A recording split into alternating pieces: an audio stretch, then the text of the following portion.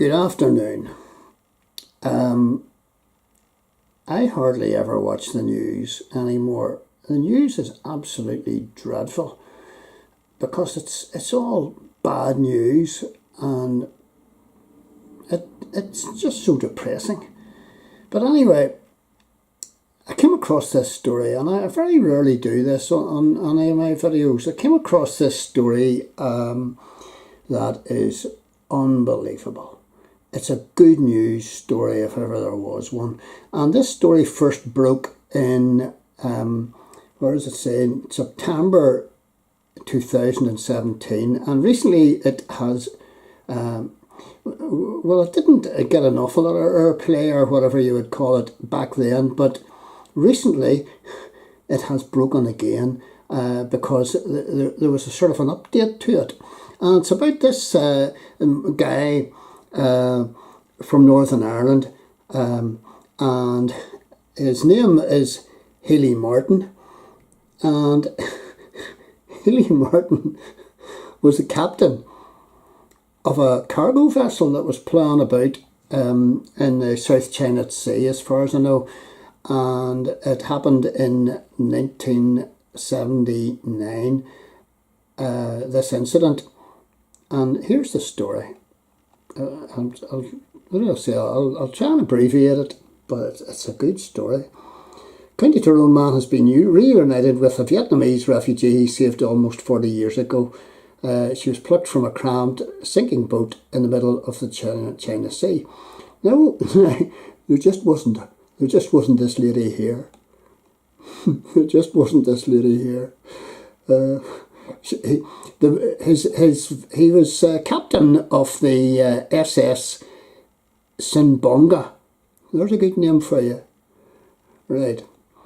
Healy Martin from County Tyrone was captain of the cargo vessel, and he rescued a thousand, he and his crew rescued 1,000 civilians fleeing communist Vietnam after his ship came across two crowded boats. The father of two from Dungannon was reunited with Anne Bates, who he rescued from a vessel that was leaking so badly that the then 15-year-old was standing in water up to her knees.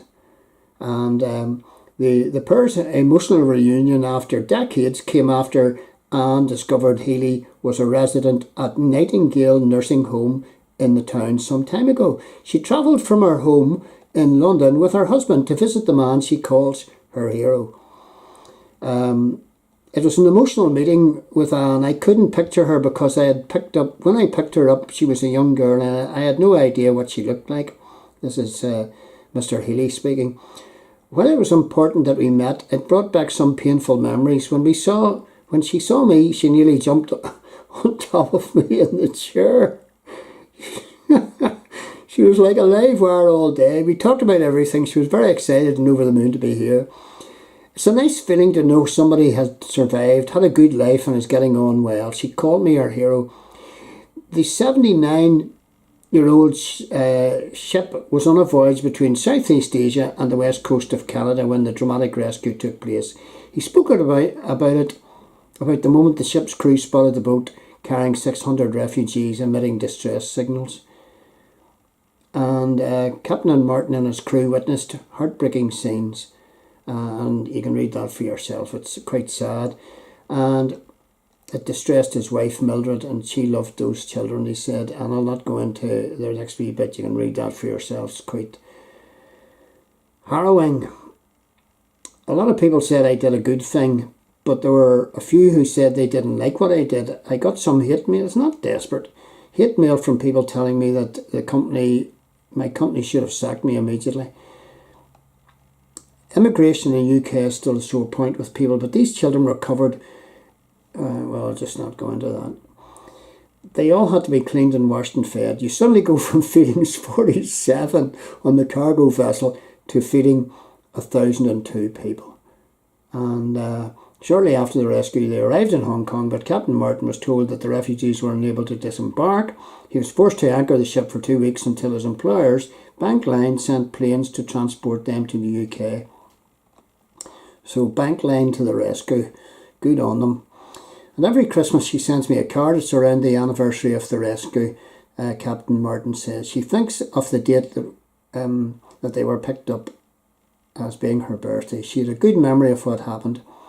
There are a few others I rescued that write to me, including a young girl who went to a convent in Colwyn Bay in Wales, and they named her including a young girl who went to a convent in Colwyn Bay, and they named her after the ship Sibonga.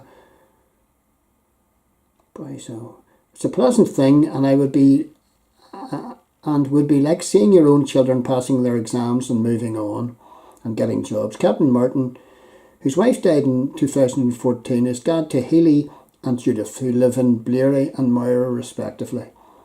He said he and Anne will continue to stay in touch. Now there's an offshoot of this.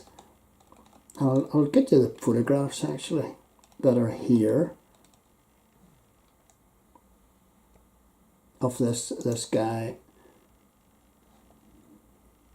I'll see if there's... Are they going that way? Aye, there they are. There's these boat people on his cargo vessel. And they're all tucking into something.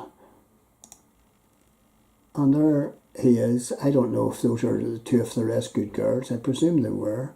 And there he is as a young man, the captain of the boat. Of course, time changes everybody.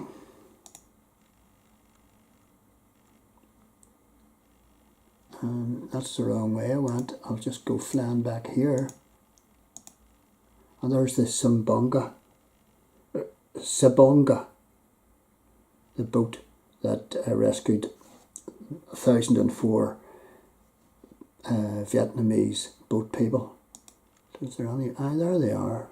Look at what they're crammed into, in the middle of the South China Sea with no hope. And that's it. But there's more. There's more to this story, and and it goes on. So the story, as I said, broke again, and a County Tyrone man has been reunited with the family, and this is a more recent. This is from May 2019. A County Tyrone man has been reunited with a family of Vietnamese refugees he saved from a sinking boat. And I let you know the gist of the story. But Captain Healy Martin is now 80, and it retells the story there.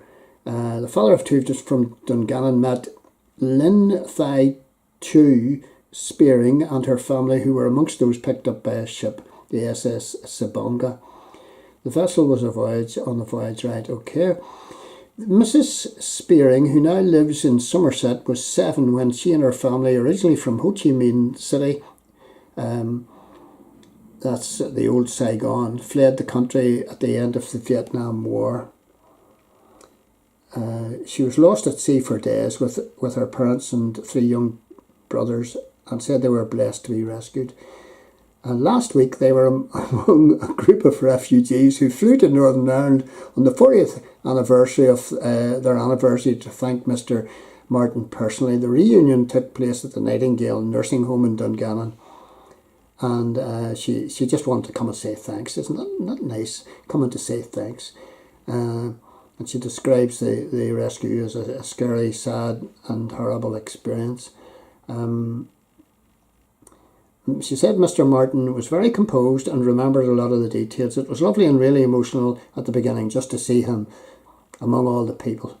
We got to see him as a family and say thank you. I wanted to see him to see his legacy, that he helped many people. And that's him and his wife, Captain Martin, his wife Mildred, I believe her name is, and of course the crew.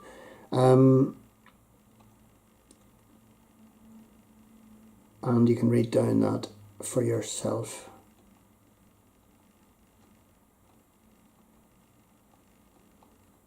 But brilliant story. I love stories like this. And here's more. Here's the photographs of the family. And do I go to the left or go to the right? And there's the extended family. You know, without this man, Captain Healy Martin, issuing the order to rescue these people, they could have gone on without them, and all these people owe their lives to this man and his crew. I think this is brilliant. And they all came to say thank you.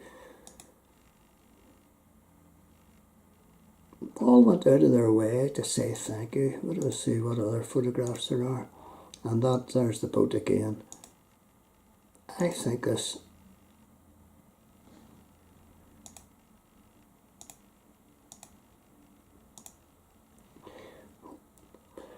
What a fabulous, good news story for a change. I wish our broadcasters would give us more good news stories. In fact, I would like there to be, on top of the evening news, every week, maybe for 15 minutes, could we have a resume of all the good news stories that happened that week. Because if you went by the evening news every night, you'd get thoroughly depressed. And there are good things happening out there. There are good people. It's not all thuggery and knife crime and murder and rape and everything else. There are good people out there. The majority of people are so good. And you don't get that impression from looking at the evening news, do you? Okay.